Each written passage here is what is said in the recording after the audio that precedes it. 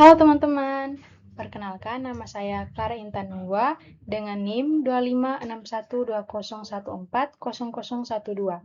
Di sini saya akan menjelaskan serta memaparkan materi yang berjudul Pemilihan Kata atau Diksi Mata Kuliah Bahasa Indonesia.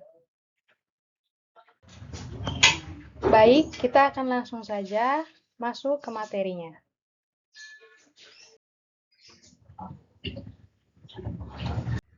Jadi baik teman-teman, kita akan langsung masuk ke materinya. Apa itu diksi? Nah guys, diksi itu adalah suatu pemilihan kata. Maksudnya, kita harus memilih kata yang tepat untuk menyatakan sesuatu. Pilihan kata ini merupakan satu unsur yang sangat-sangat penting, baik dalam dunia karang-mengarang maupun dalam dunia tutur setiap hari. Dalam memilih kata yang setepat-tepatnya, apabila ingin menyatakan suatu maksud, kita tidak dapat lari dari yang namanya kamus. Nah, teman-teman, kamus itu sangat kamus itu sangat penting loh. Tanpa adanya kamus, sangat sulit dalam pemilihan kata. Baik itu dalam dunia karang-mengarang maupun dalam kehidupan kita sehari-hari. Nah, teman-teman, tentunya dalam diksi, pasti ada syarat-syarat saat kita melakukan pemilihan kata. Ada 4 syarat dalam pemilihan kata. Yang pertama, ada makna kata denotatif dan juga konotatif. Yang kedua, ada makna umum dan juga makna khusus. Yang ketiga, ada sinonim. Dan yang terakhir, ada kata ilmiah dan juga kata populer. Nah, selanjutnya, kita akan melihat satu persatu pengertian dari syarat-syarat pemilihan kata. Yang pertama tadi, ada makna denotatif dan juga konotatif. Kita akan melihat makna denotatif terlebih dahulu. Jadi, denotatif adalah makna dalam alam wajar secara eksplisit. Makna wajar ini adalah makna yang sesuai dengan apa adanya. Contohnya seperti kata makan. Kata makan ini yang bermakna memasukkan sesuatu ke dalam mulut, dikunyah, dan juga ditelan. Selanjutnya, ada makna kata konotatif. Nah, makna konotatif ini adalah makna asosiatif yang timbul sebagai akibat dari sikap sosial, sikap pribadi, dan juga kriteria tambahan yang dikenakan pada sebuah makna konseptual. Makna konotatif selalu berubah dari zaman ke zaman. Misalnya, kamar kecil dapat bermakna konotatif jamban yang berarti sangat bergantung pada konteks kalimat atau situasi penggunaannya. Nah, selanjutnya kita akan masuk ke pengertian makna kata umum dan juga makna kata khusus. Seperti yang teman-teman ketahui, pastinya makna kata umum dan makna kata khusus ini sangat penting dalam pemilihan kata. Makna kata umum adalah makna kata yang acuannya tentunya lebih besar dan juga lebih luas. Sedangkan makna kata khusus ialah sebaliknya dari makna kata umum, yaitu kata yang acuannya lebih kecil dan juga lebih sempit. Nah, yang berikutnya ada yang namanya sinonim. Nah, apa sih itu sinonim? Jadi, sinonim adalah dua kata atau lebih yang pada asasnya memiliki makna yang sama, tapi bentuknya berlainan. Misalnya, kata cerdas dan juga cerdik. Cerdas dan juga cerdik ini adalah dua kata yang berbeda, namun memiliki makna yang sama. Nah, selanjutnya ada kata ilmiah dan juga kata populer. Kita akan melihat satu persatu pengertian dari kata ilmiah dan juga kata populer.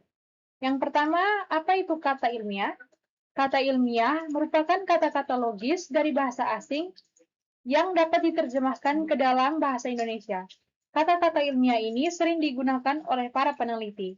Sedangkan kata populer adalah kata yang biasa digunakan dalam komunikasi sehari-hari oleh masyarakat umum. Nah, selanjutnya ada kata serapan. Kata serapan adalah suatu kata yang diserap dari bahasa lain, hanya saja tetap berdasarkan kaidah bahasa penerima atau kata yang diadopsi dari bahasa asing yang sesuai dengan ejaan yang diterjemahkan. Ada 7 golongan kata serapan. Yang pertama, ada kata serapan dari bahasa Jawa. Yang kedua, ada kata serapan dari bahasa Sanskerta. Yang ketiga, ada kata serapan dari bahasa Inggris. Yang keempat, ada kata serapan dari bahasa Arab. Yang kelima, ada kata serapan dari bahasa Belanda. Yang keenam, ada kata serapan dari bahasa Portugis. Dan yang terakhir, ada kata serapan dari bahasa Hokkien atau Tiongkok. Nah, 7 golongan ini sering kita gunakan dalam kehidupan sehari-hari, yang artinya dan didasarkan pada kaidah bahasa penerima atau kata yang diadopsi dari bahasa asing yang sesuai dengan ejaan yang diterjemahkan. Selanjutnya, kita akan lihat satu persatu contoh dari masing-masing syarat pemilihan kata. Yang pertama tadi adalah makna konotatif. Seperti yang kita ketahui, makna konotatif adalah makna kata yang timbul akibat adanya perilaku sosial, sikap pribadi, dan juga kriteria tambahan. Nah, ada beberapa contoh makna konotatif dalam kehidupan sehari-hari yang sering kita gunakan, seperti yang pertama, buah tangan, lalu ada sapi merah, yang ketiga ada kambing hitam, yang keempat ada gantung reket, yang kelima ada gulung tikar, yang keenam ada buah bibir, yang berikut ada keras kepala, tangan kanan, anak emas, jeruji besi, dan yang terakhir ada berlapang dada.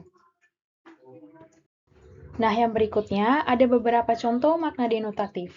Nah, seperti yang kita ketahui, denotatif adalah makna kata alam wajar secara eksplisit.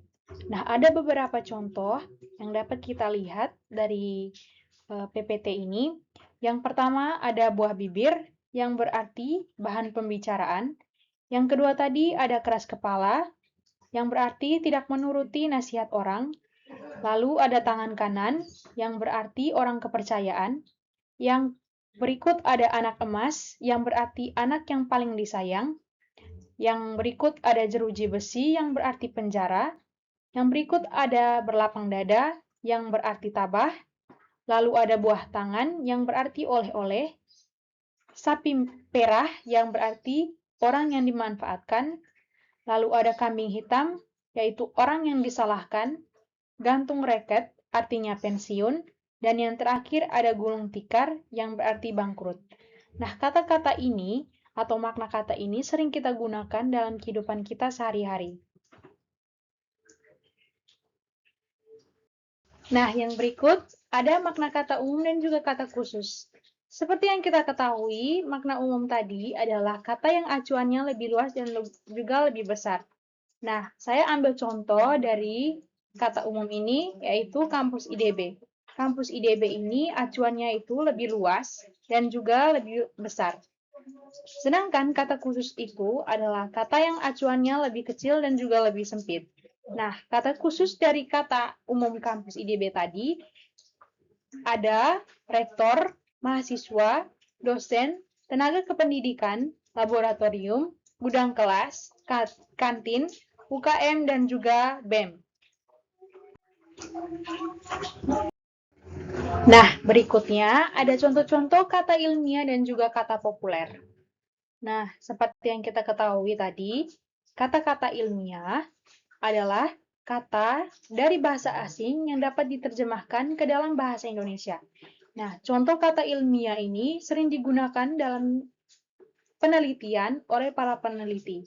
Contohnya itu seperti analogi, final, diskriminasi, prediksi, kontradiksi, anarki, biodata, dan juga bibliografi.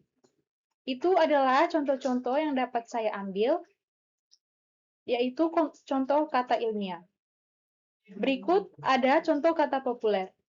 Seperti yang kita ketahui tadi, kata populer adalah kata yang sering digunakan dalam kehidupan sehari-hari oleh masyarakat umum. Nah, contoh-contohnya itu seperti kiasan, akhir, perbedaan perlakuan, ramalan, pertentangan, kekacauan, biografi singkat, dan juga daftar pustaka. Oke, teman-teman, kita lanjut. Yang berikut ada contoh pemilihan kata. Di sini saya memilih beberapa kata seperti pendidikan, aspek, bahasa, alat, merupakan, yang, penting, cukup, khususnya, dalam, segala, kehidupan, dalam.